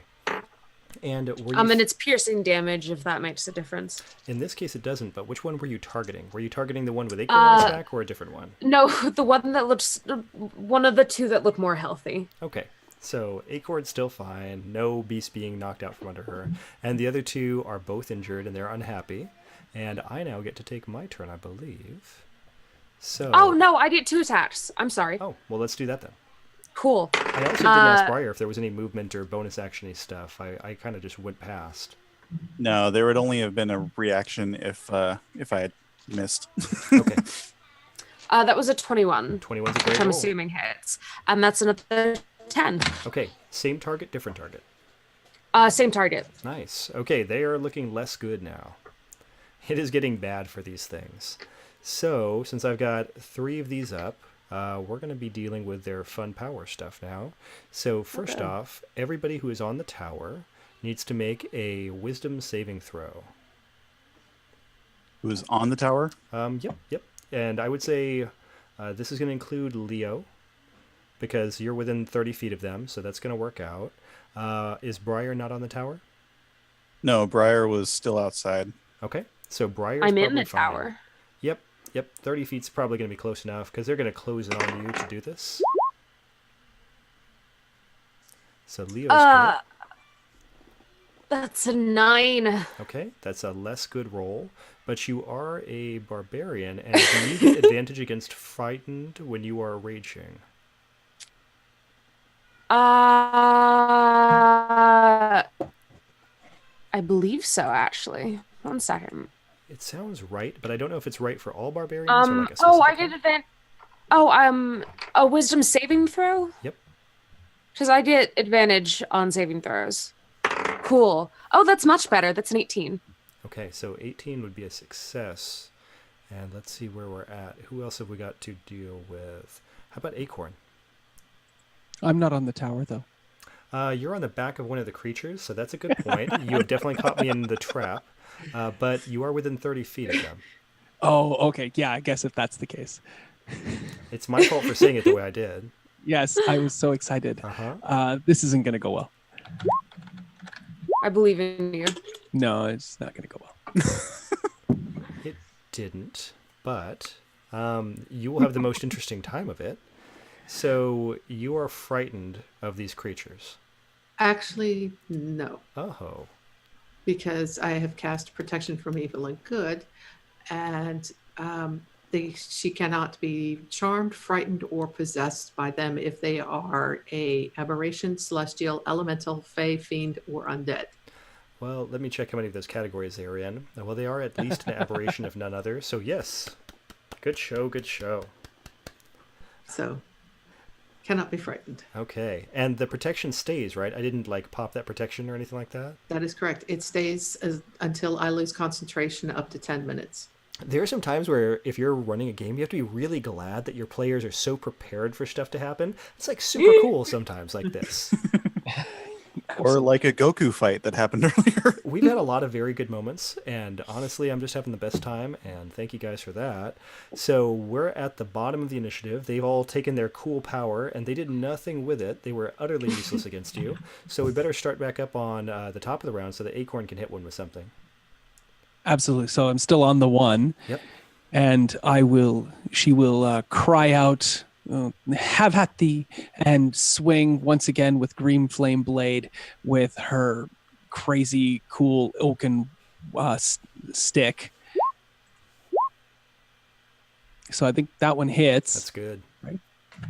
So the green blade does 13 damage. Is it close enough now to any of the other flying creatures that it would jump across, or You're saying that it will take all this damage plus the damage will go to someone else? it'll take 6 slashing, 7 fire, and then I get to roll a d8 fire for another as the fire leaps from the green flame blade onto somebody else. Let's go ahead and make that additional fire damage to someone. Awesome. Since they are close, I am a shield master as well. So I'm going to take my shield and bash it in the head, driving it 5 feet into and hopefully entangling the other creature that it's flying next to. Okay. Cool. And it takes 7 damage from Okay. the fire. That's the other one that's getting hit. Yes, that The one does not reason- look good. There's a reason why Leo loves Acorn. Yes. Okay, and then the shield. Do you have to make an attack roll to make that happen? No, it's a bonus action that I get to take as shield master, and I get to just push it 5 feet. So I'm going to make it go 5 feet into the and end up in the other creature's square. So they're basically going to knock into one another. So here's the good news, bad news situation for you to deal with. Yes. The one that you are riding on has perished. The Ex- one oh, that I you just are gotta climb shield off. batting, yeah, you could just get onto the next one if you want to. Movement action. Walk across. So that's excellent. It's very like platformer. It's great. And so you just climb on the next beast and you're riding that one around. This one is pretty close to being taken care of too. So Excellent. look forward to that. And we are on Leo's turn.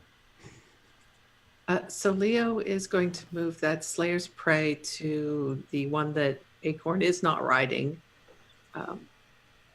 because Acorn, and fire 2 more arrows.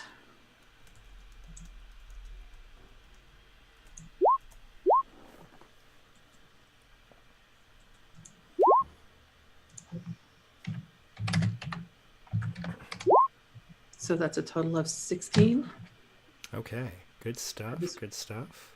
Does have holy oil on it, so it's still doing the radiant. Mm-hmm. And then the second one. Yeah, you're going to need to fire that other arrow at the final target. That is the one that has Acorn on its back. Because you are running out of these creatures. Okay. Acorn says, "Do it." All right. Can I do my sharpshooter on this one? Yes. Okay. So that'll be a 16. Yeah, it's minus 10 to hit.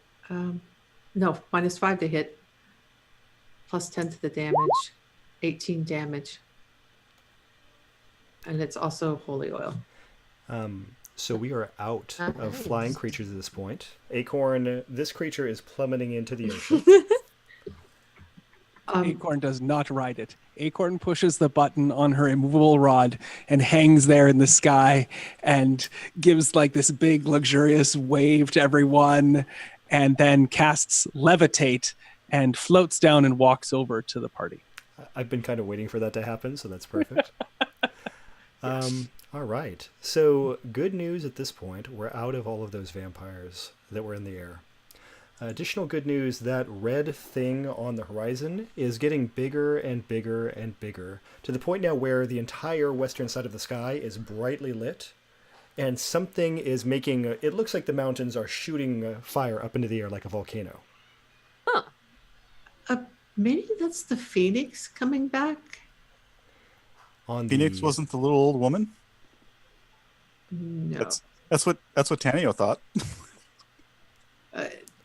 Yes, well, we all know how Tanya's brain works. and- I hope we will not yeah. have to fight it. I don't know how to punch fire yet. No, we don't fight it. It's coming because it's coming to die so that its egg will hatch. We run from it and let it do what it needs to do. Which is Oh, why we boy, talk we about are the... stuck on an island. Yeah, and on the east, where this fog has rolled in, it is parting, because as these flying creatures came in, the fog is being parted by a skeletal, dilapidated boat that is making its way on the water towards you.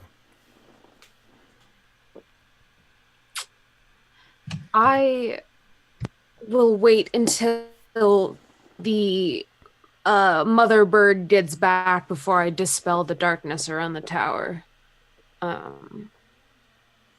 So the mother bird, the phoenix, whatever it is gigantic.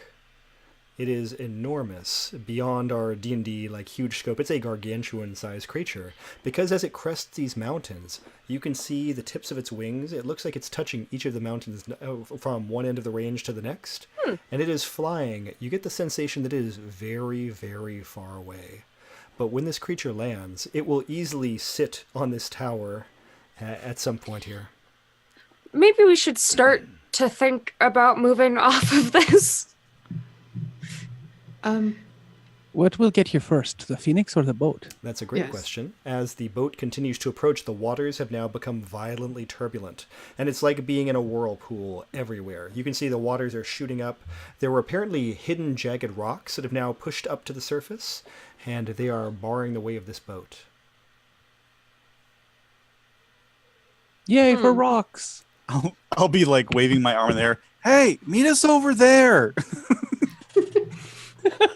We can fight over there. It would be good.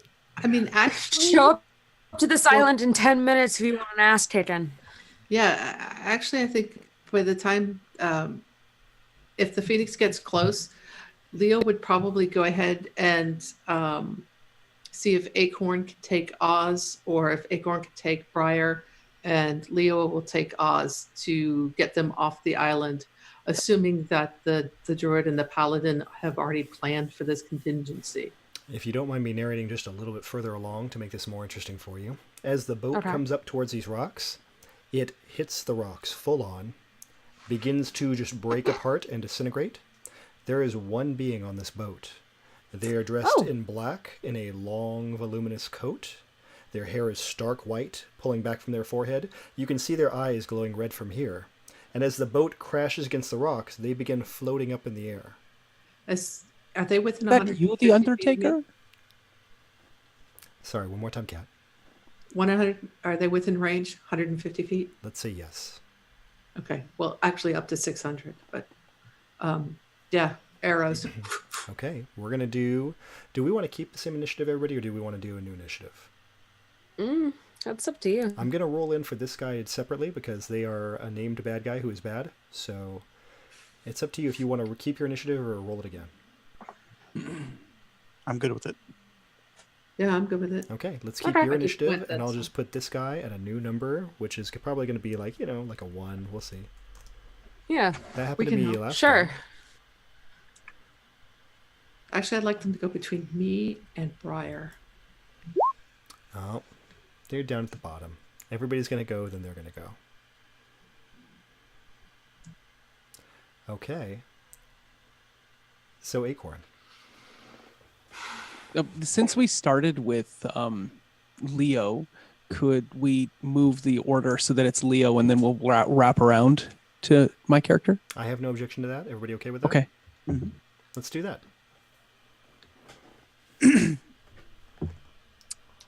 Who's after Acorn? Leo's up. Oh, okay. Leo's going to fire then. And I have moved my Slayer's Prey to this creature. Sounds good. I'm assuming a 13 is not going to hit. A 13 is not going to hit. All right.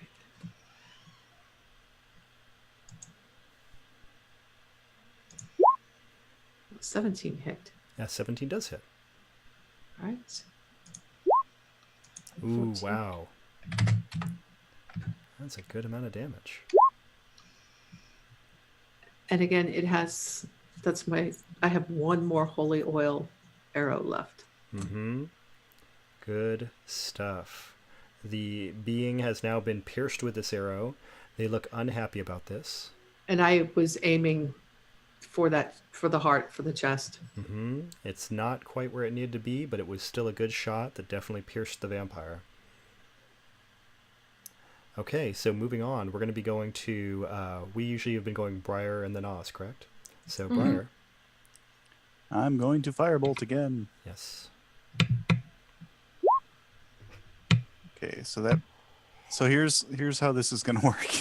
Because that first one is probably the first click, so 9. But I am going to use my Sundered Origin feature. When was this? second guess, I think it was. And I'm going to spend a sorcery point to re-roll that. Let's do that. Which I don't know if you want to use that second roll or if I should just roll again. I'm fine with whichever one sounds good to you. Yeah, might as well use the second roll. Yeah, it's already there on the screen. We're good with that. Okay, so you hit. 9 damage. Okay, and the creature is slightly set on fire, does not seem fazed by that at all. Continues forward. Okay, so we are going to move on to Oz. And don't forget you have your bardic inspiration die if you wish to add dice damage at some point.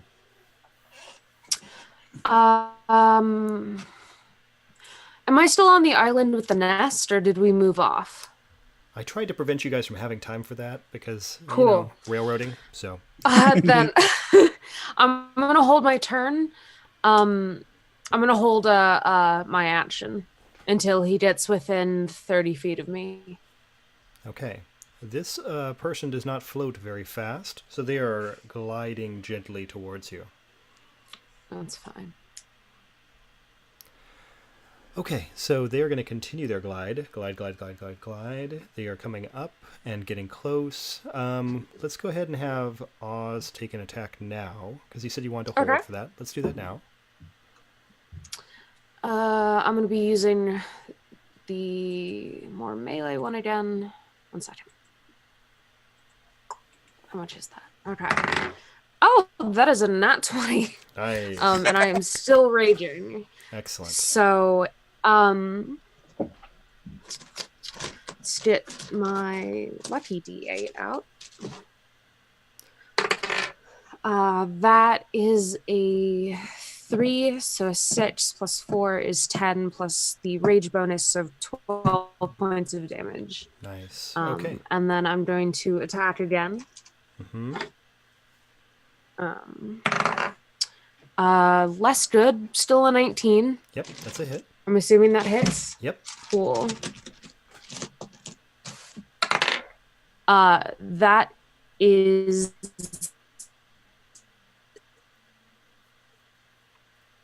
Okay. oh god, I have to do this math again. Total.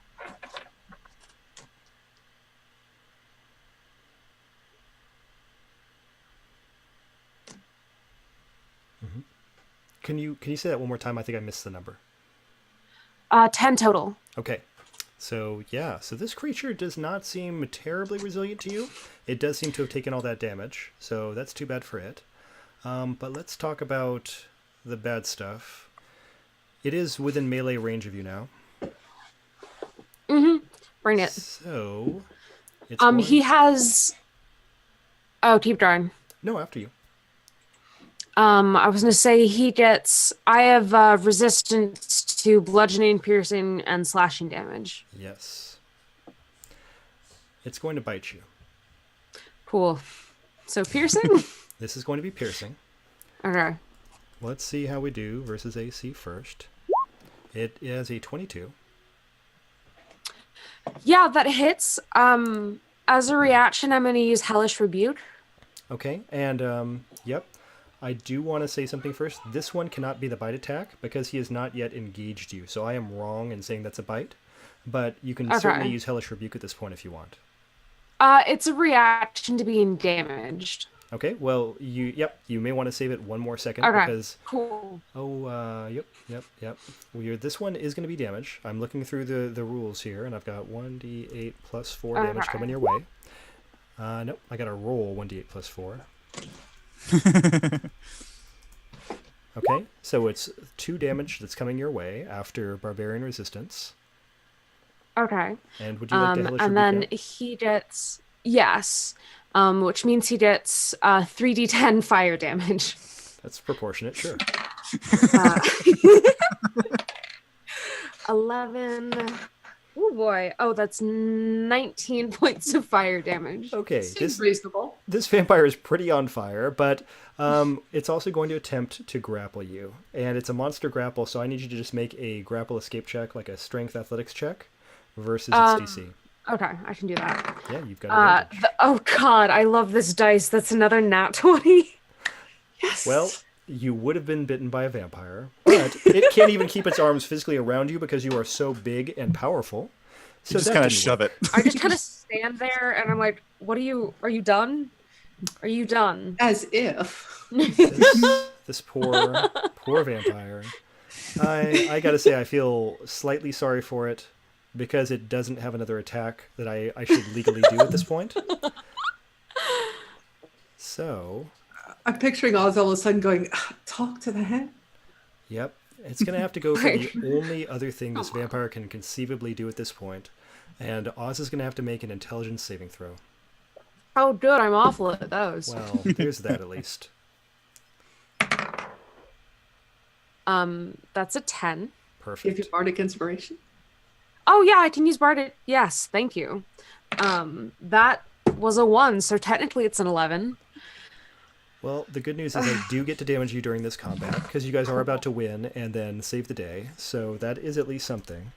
Okay. And it is a large amount of damage, so that makes me feel slightly better because Oh, it is good. psychic. So you do take 39 points of damage. I'm still up. Yep. And it's about the only thing you could do to a barbarian, so I got lucky there. Oh god. So you feel a powerful blast of mental energy come out of this creature that rocks you and leaves you unsteady on your feet. But you're still up, and its turn is done. It's Acorn's turn now. Help. Acorn will dash in upon this engagement between Oz and this vampire, and she'll say, "Black is such a bad look for you," and will smash it with her rapier and green flame blade again, because that seems to be the way of things. We just have to get people to yell green flame and we're all set. That would be wonderful. Or they could just sing it in operatic form. That's good. But it looks like that's a miss. So Well, so here's a question. You have a fellow creature that's engaging in melee combat with you, don't you? correct. So I would Yeah, say technically so- you have advantage. I'll take advantage any day of the week, which would make it a 23 instead. I'm Yes. not going to say no to that. I don't think we should, no. So the total damage then would be 5 slashing, 11 fire to this creature. That bite was so clutch to how this was going to go. I know it's a dumb idea to grapple a barbarian, but I had one target. And so I got to say, well done. Because at this point, the vampire, as you club it and the green flame engulfs its body, apparently there's one more way you can kill a vampire, which is immolation. And it just goes up in a puff of green flame and its body kind of arches back and you just see ash float out of the wind. Can I add some color to that too? Because I course. hit it with my immovable rod, which is also a big piece of wood that I've impaled it and gotten the heart, and I just pull the heart out on the end of this on the end of my gorgeous rapier of wood, and it's just putting there, and before it also flutters away into ash, and then of course Acorn turns to Leo and says, "I really got to the heart of the matter, yes." Yes. So good. How that often it? has Leo Briar's- drilled that move? A Briar's lot going to of go, times. "Oh, God, Tanyo, take over." the reddish orange is going to go back to blue. Oz is very disappointed she didn't do more. Well, like, all you right. prevented anybody else taking all that that it? damage that would have killed them. So there's that. Yeah. Well, Leo would have stood up. Yeah. Meet Yeah. shield, meet shield. Leo's I'm gonna, sad. Acorn has an 18 armor class and 43 hit points. So Leo would have flown down next to Oz and very gently put his hands somewhere that aren't destroyed and cast Cure Wounds at 2nd level. yes, Acorn is also going to Aw. cast Cure Wounds as well Okay. by singing a beautiful song. I'm gonna take both of you up into a giant bear hug. Squeeze just a little too hard. And Leo's been covered in blood before. Leo's not a dumb- I'm just imagining Acorn starting a song and then going, "Huh!" Yeah, Yeah. It happens a lot. It happens a lot. I feel bad interrupting the group hug, But I do want to point out that at this point, having destroyed the vampire, there is a firebird Oh, Oh shit! that is about 100 feet from wingspan tip to yeah, we should wingspan tip probably. that is about to land on you. I pull out marshmallows. You should probably go. Acorn, can you? Do you have a way off? And no, I was just going to go with you. I'm going to start with Acorn. Acorn's first. I fly Acorn across, drop them off, come back, grab Oz. I'm Well, I'll gonna, just ride your back while you fly.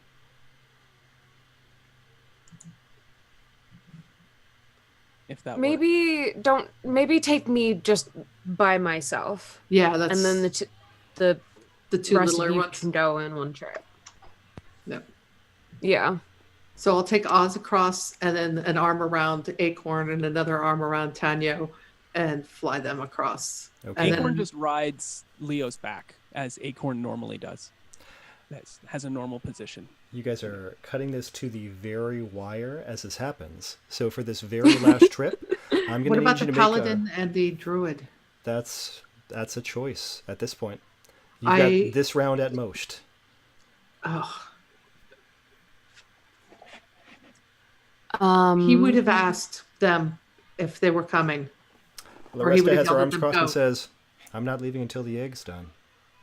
Well, the phoenix will be here, and the egg will be done and you will be done. If you don't leave. You won't get to see the egg be done because you will die when that phoenix lands. I know. I'm sorry. Okay. I'm gonna dispel the darkness. Okay. Darkness dispelled. The paladin is the paladin The staying as paladin well? was the one who was saying all that. The What about the druid druid? says, Where's Grandma? no, she says, this has been my life's work. This is going to continue to be my life's work. And if I'm favored and I survive, I'll survive. But I don't really plan on it. What are Okay, they then. again? I would like to remember them in song.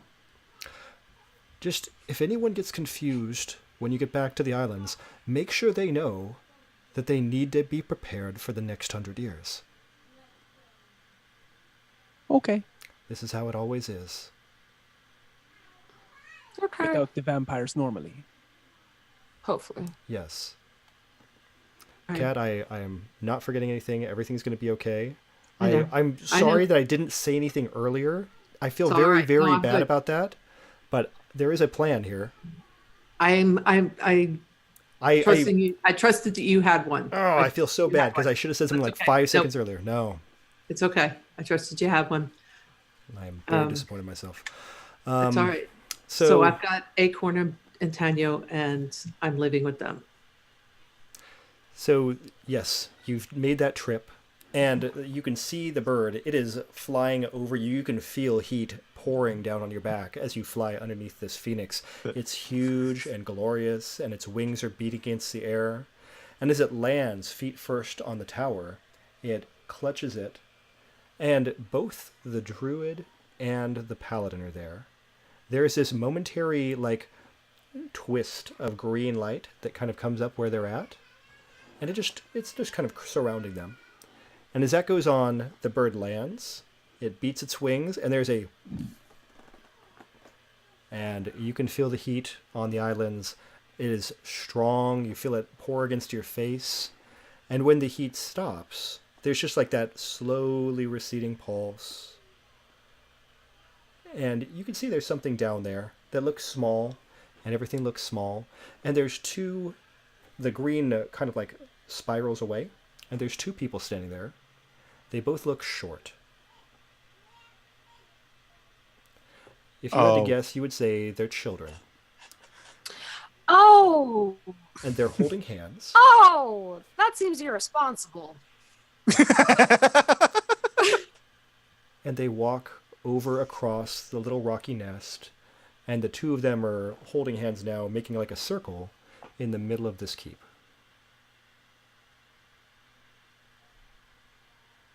You all smell the slight smell of cooked mushrooms.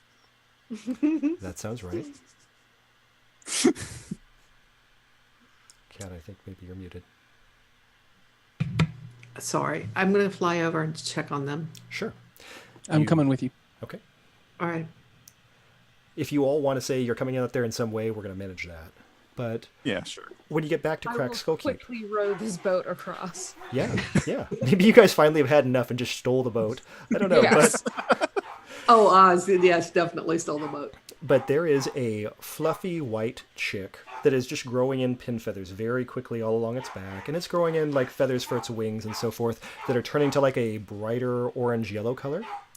And there are two people. One seems to be a young blonde human girl, and the other one is a very dark-skinned human girl with her hair like as little tiny natty rows like this all over.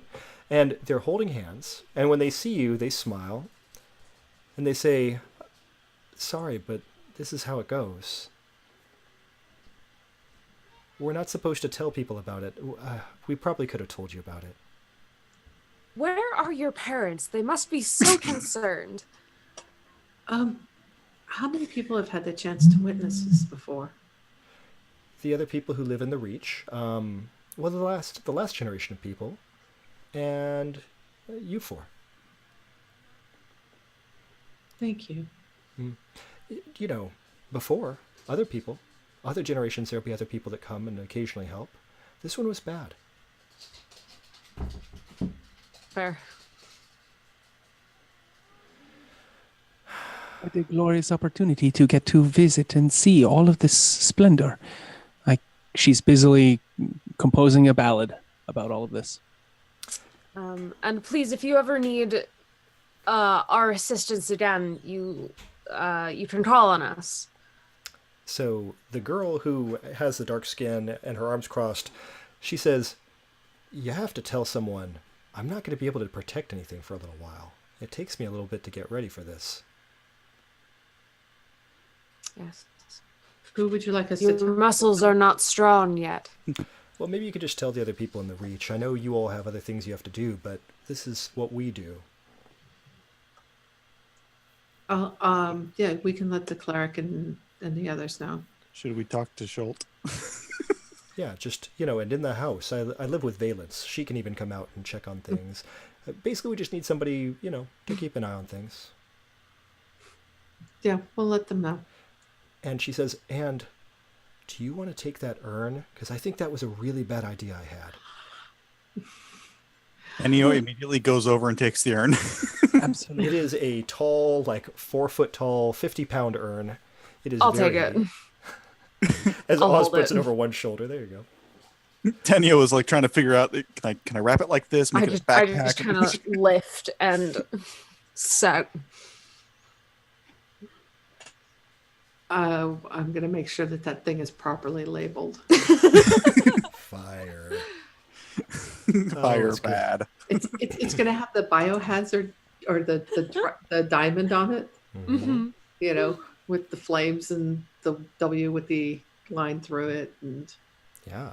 So Yeah. lastly, the little girl Cressa, she turns to you, the druid, and she says, "By the way, Chalt, the turtle, in his house we accumulate all of the offerings people make for being ferried and for being given funeral rites.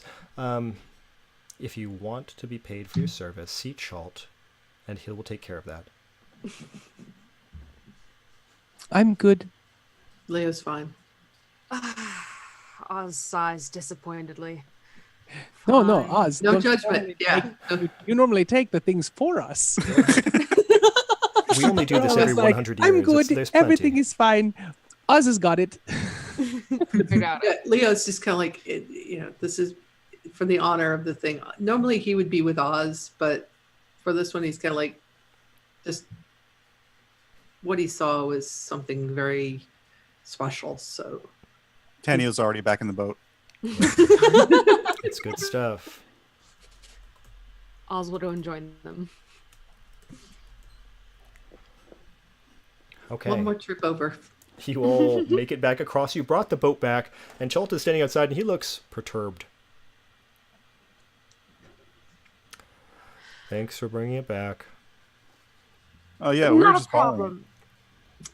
There are two children over in the nest tower.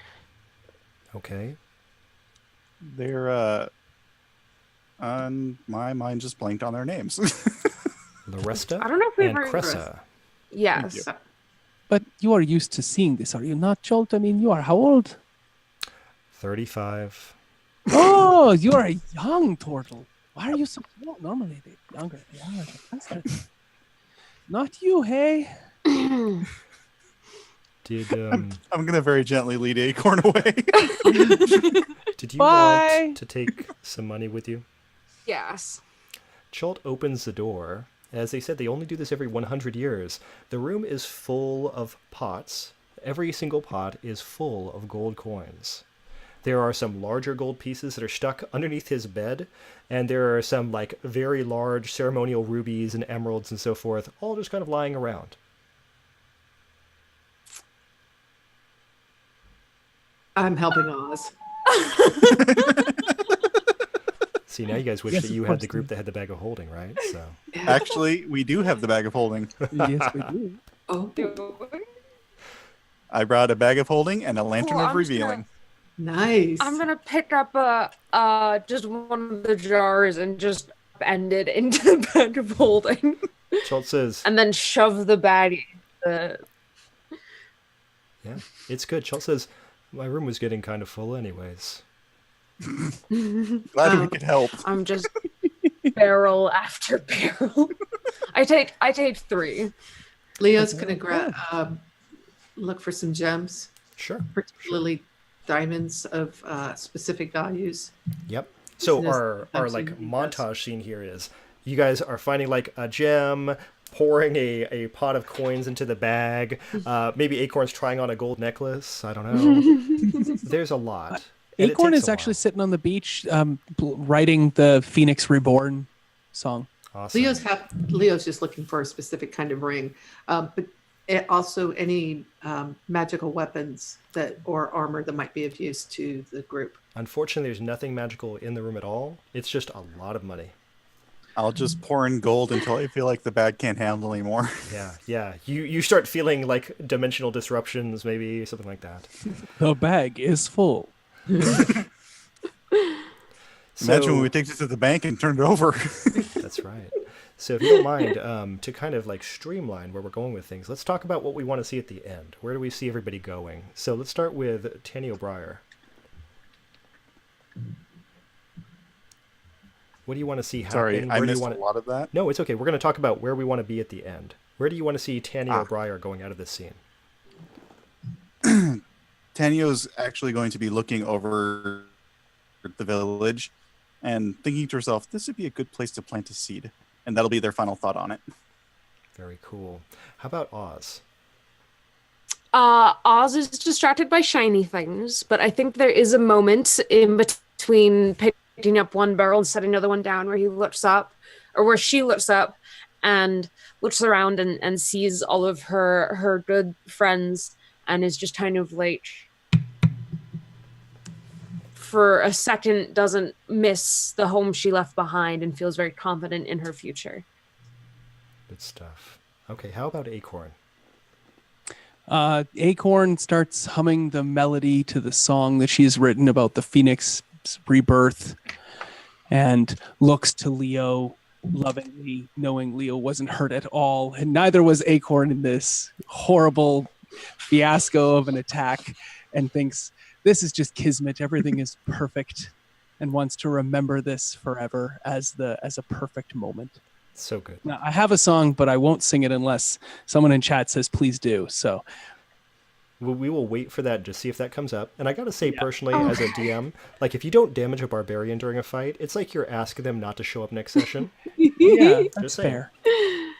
Let's talk about where we want to see Leo at this point. So Leo probably would have been sorting mostly through jewelry.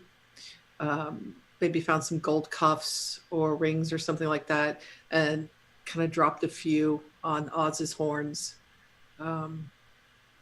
to kind of bling them up a little bit. And while he's doing that, he would have cast Cure Wounds one more time, just because his friend looks like they're hurting. Oh, thank you. So he's done that, and then he's probably taken a couple of gems and pocketed them and brought them out to Acorn. And it's like, We have red, green, and blue. I think the moonstone, though. When I'll hold up the moonstone, go. This one? I like them all, but that one is very pretty. Decide which one you want, love. The moonstone. And we'll find a setting for that. That has the moonstone. I would like that very much. It's very good. Before we go into our outro, and I gush about how much I love you all, do we want to hear this bard song? Because there is a request in chat.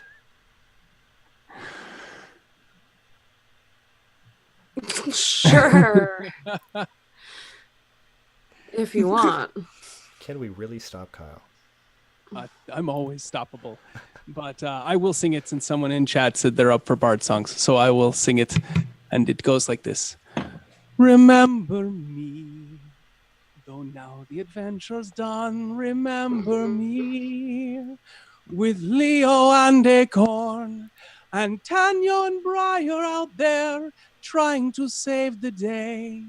We will know that it's just Oz who does it all.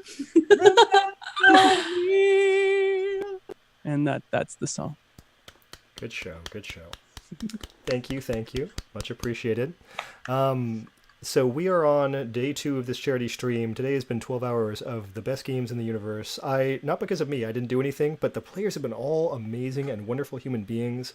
And have you 4 ever played together as a group? Cool and I did earlier today. Yeah. And then Kyle and I have done some text RP together. Okay. Well, you guys like gelled like that. This was a good group. So amazing, fantastic, loved it, love you all. Aww. Thank you for doing this and for taking the time for this. But let's let you guys talk about yourselves because you all have fabulous things you do. Shall we start with Kyle this time? Yep. That would be great as I try to take all this hot stuff off and reveal my makeup on underneath. I am Kyle. I am the host, producer, and dungeon master of Tavern Tales, a Dungeons & Dragons actual play that comes out every Wednesday. I am the lead actor, Jason, in The Glass Appeal, which comes out every other Friday. I am the evil, dark shaman Xavier in the podcast that comes out at the end of every month called the Black Forest, or by Thrown Together Productions. And otherwise, I'm hoping to just have more of this sort of environmental fun and excitement on streams going forward. Very good. Thank you. Now, I do want to point out something else, which is a reason I'm terrible. I don't have any sort of shout-out links in chat, so if you would like to make any links in chat, feel free so that people can check out your good stuff. Okay, so moving on, next is going to be Cole. Hi, I'm Cole. You can find me on Twitter at King Cole Minor. I am a voice actor and audio producer. I would list everything my voice has been in, but that would literally take 5 minutes. Go check out my pinned tweet. It has a list of everything that I'm doing. And also, if you want to commission me to edit your podcast, because we all know that is a pain in the ass, you can send me an email at kingcolecompany@gmail.com. Very good. Thank you. Okay, I'm going to keep moving around the circle and go to Rain. I'm Rain Hayes. You can find me at Welcome to the Party every Sunday playing Warhammer Winds of Chaos, as well as We Spent Youth. I have a friend that really loves that podcast. It's on my list to start, but I didn't realize I was playing with a famous person.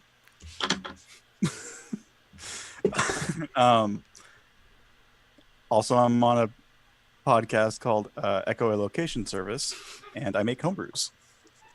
Good stuff. Okay, and both the Sorcerer and the Wodling today are both homebrews of yours, correct? Yes. Okay, Wodling is already on DM's Guild, and the Sundered Origin Sorcerer will be soon. Okay, so again, feel free to drop those links, people. And Kat, would you like to close it up? Sure. My name is Kat. I go by Cleric of Cord. That's where you'll find me on Twitter, tweeting about Dungeons and Dragons and tabletop RPGs, among other things. On Tuesday nights, I am on Madbird's Twitch channel at 7 p.m. Pacific, playing Dina, who is a draconic bloodline tiefling sorceress. It is an all-evil campaign, and she has a very complicated family history that she's just learning about. I will be on Scraticus's channel on the 21st doing one-shots with Kiana as our DM. So come check that out if you haven't.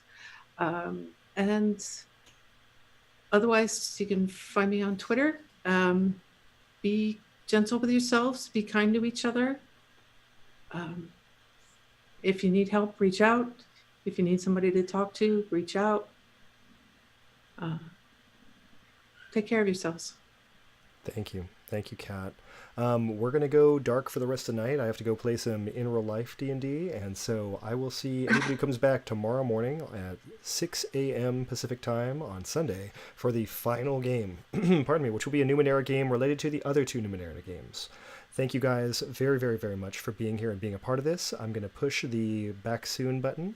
I actually have a break screen, but I'll do that. Okay, bye. Thank you. And thank you. Bye.